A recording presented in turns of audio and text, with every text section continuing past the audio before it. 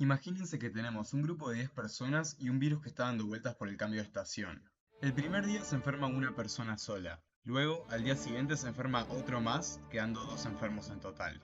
En el tercer día se enferman 3 más. Y en el cuarto día se enferman 5 más, quedando todos enfermos. Ante esta situación tan alarmante tuvieron que llamar al médico de una vez. La doctora Norma Gutiérrez, oriunda de Pando, les recetó reposo y tomar mucho té, ya que se trataba de un virus. Siguiendo los consejos de Norma, al día siguiente 2 personas se recuperaron. Luego, en el sexto día se curaron 4 personas más y en el séptimo día ya estaban todos curados. Ahora que tenemos esta gráfica, les propongo enfocarnos en la diferencia de enfermos que existe entre un día y el anterior, y hagamos una nueva gráfica que exprese el cambio de la cantidad de enfermos. Pero ¿cómo interpretamos esto? El primer día se enferma uno, después al segundo día se enferma otro más, o sea van 2 enfermos.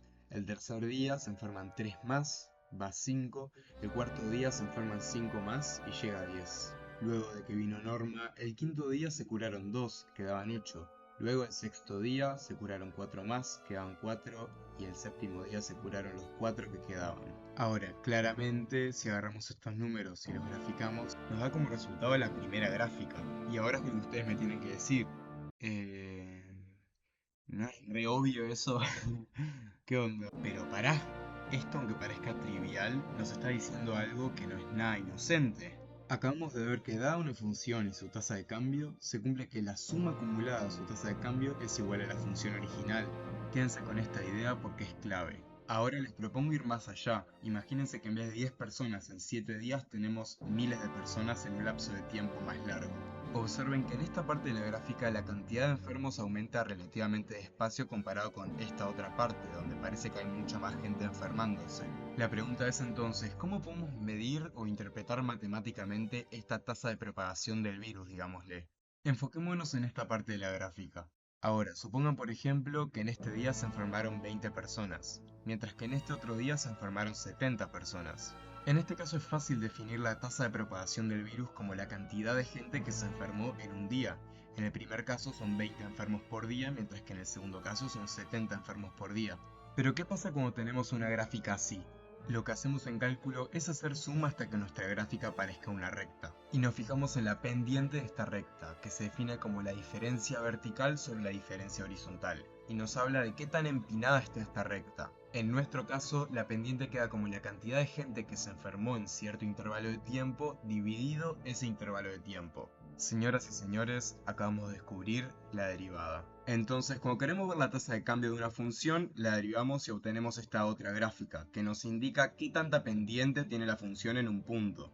Por ejemplo, en este momento donde la derivada es muy positiva, la función sube muy rápido, o sea, había mucha gente enfermándose en ese momento. Después, en este momento que fue cuando vino Norma, no había nadie enfermándose ni curándose, o sea, la cantidad de enfermos no cambiaba. Decimos que la derivada es cero. En este momento la gente ya se había empezado a recuperar de a poquito, mientras que en este otro momento donde la derivada es más negativa, la gente se estaba recuperando más rápido.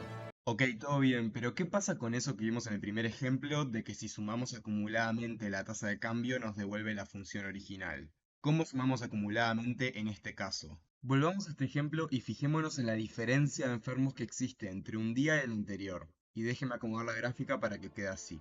Primero, noten que esta gráfica es la derivada de la función, ya que es cuánto cambia la cantidad de enfermos en un día. Ahora, fíjense que estos rectángulos nos dicen que en un día se enfermaban 70 personas por día. Como todos saben, el área del rectángulo es base por altura. En este caso la base es de un día y la altura es de 70 enfermos por día. Entonces hacemos la cuenta, día se cancela con día y nos quedan 70 enfermos. Esto quiere decir que el área del rectángulo es la cantidad de gente que se enfermó ese día. Entonces, si queremos saber cuántos enfermos hay en total hasta este punto, basta con sumar todas las áreas de los rectángulos anteriores a él. Ahora imagínense que achicamos infinitamente el ancho de los rectángulos hasta que la gráfica nos queda así. Entonces la suma de todos los rectángulos se convierte en nada más y nada menos que el área abajo de la curva. Acabamos de definir la integral de una función y usamos una S de sumar las áreas de los rectángulos de base de x y altura f de x desde a hasta b. Y no solo eso, en nuestro caso acabamos de ver que el área abajo de la curva de la derivada de enfermos nos da como resultado el total de enfermos que hay hasta ese día. Este es el famosísimo teorema fundamental del cálculo, que nos dice básicamente que si tenemos una función y la derivamos, y a esta derivada la integramos, volvemos a la función de donde salimos. Es como si la derivada y la integral fueran opuestas en cierto sentido.